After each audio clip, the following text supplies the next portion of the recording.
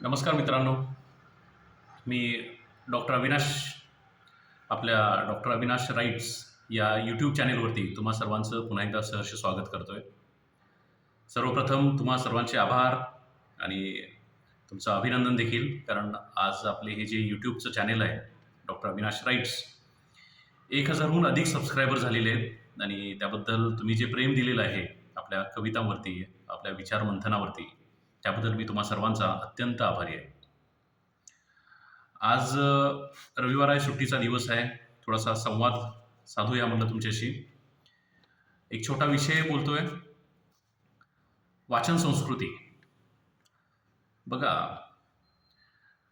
दिवसेंदिवस काय चाललंय, पुस्तक आणि आपण हे नातं थोडंसं दुरावत चाललेलं आहे.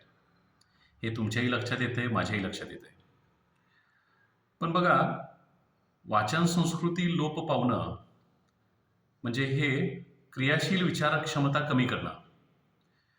कारण एखादा ज्यावेळी व्हिडिओ तुमच्या पुढं आपसूक येतो आणि ज्यावेळी तो व्हिडिओ बघता त्यावेळी तुमच्या डोक्याला फार ताण बसत नाहीये, की तुम्हाला फार विचार करावा लागत नाही, त्या आयतं सगळ्या गोष्टी दिसतात.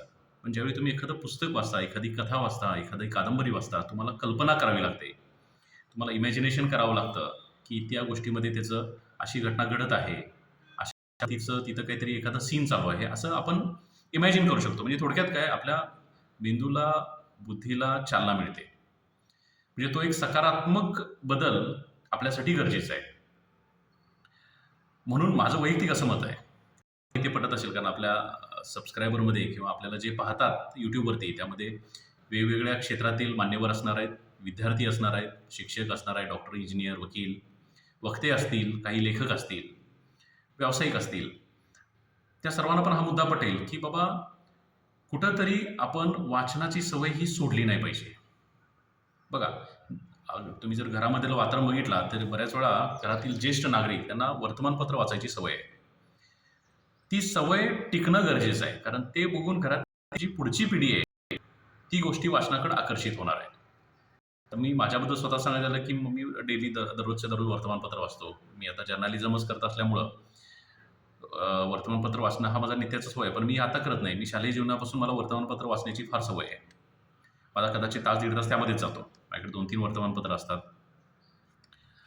तुम्ही वर्तमानपत्र वाचा किंवा तुम्ही पुस्तक वाचा किंवा तुम्ही एखादा कविता संग्रह वाचा किंवा एखादी कथा, कादंबरी, पण तुम्ही वाचलं पाहिजे.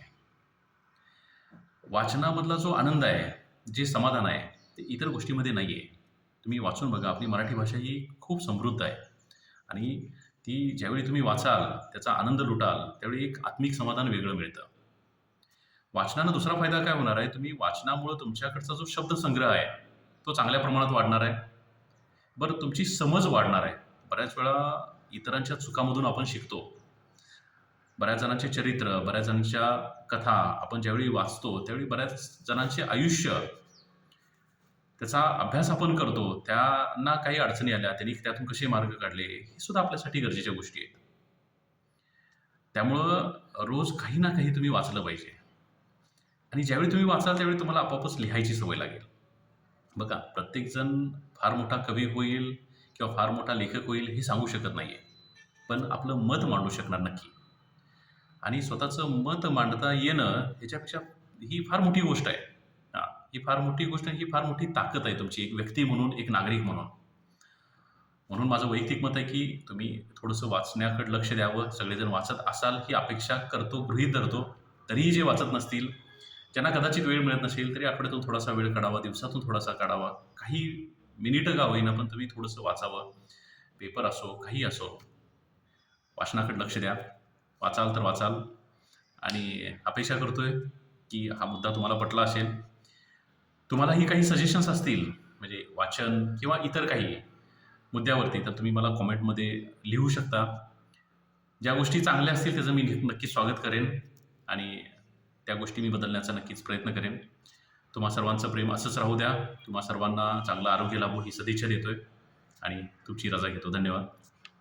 थँक्यू.